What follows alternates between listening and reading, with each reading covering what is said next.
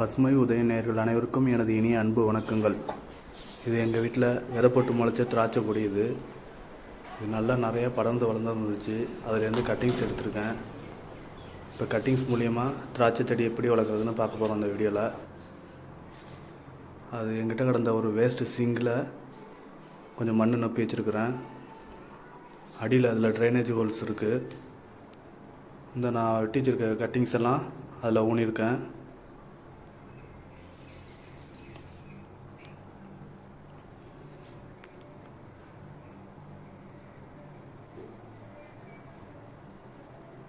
நான் தோட்ட மண்ணு தான் பயன்படுத்தியிருக்கேன். தோட்ட மண்ணு கொஞ்சம் லைட்டாக ஈரப்பதம் இருக்குது.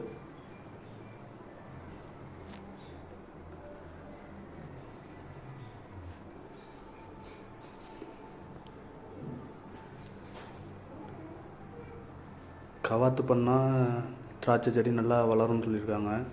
அதனால் நான் கவாத்து பண்ணி அதில் உள்ள வேஸ்ட்டு கட்டிங்ஸ் பீஸ் எல்லாம் நான் இப்போ நடுறேன்.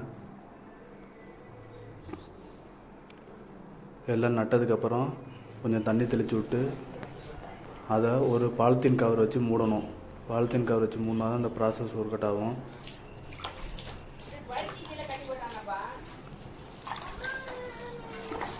எல்லாத்தையும் தண்ணி தெளித்து விட்ருக்கேன். 2 நாளைக்கு ஒரு வாட்டி அதில் தண்ணி இருக்குதா, ஈரப்பதம் இருக்குதா இல்லைன்னு டெஸ்ட் பண்ணணும். ஈரப்பதம் இருந்தால் தண்ணி ஊற்ற வேண்டியதில்லை.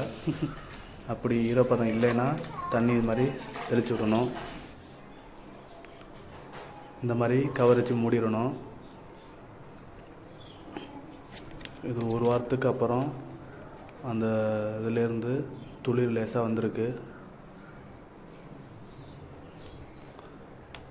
கொஞ்சம் கொஞ்சமாக வருது.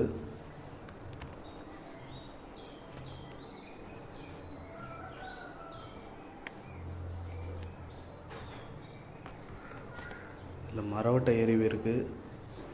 சில இதெல்லாம் கருவண மாதிரி இருக்குது சில செடியெல்லாம்.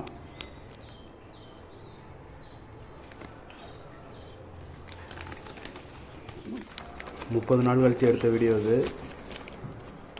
பாதிக்கு பாதி ஸ்டெம்மெல்லாம் கருவி போச்சு. ஒரு 10 ஸ்டிக்கு துளிர் விட்டுருக்கு.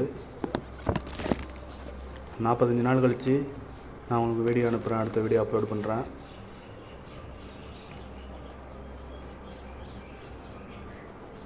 நன்றி, வணக்கம்.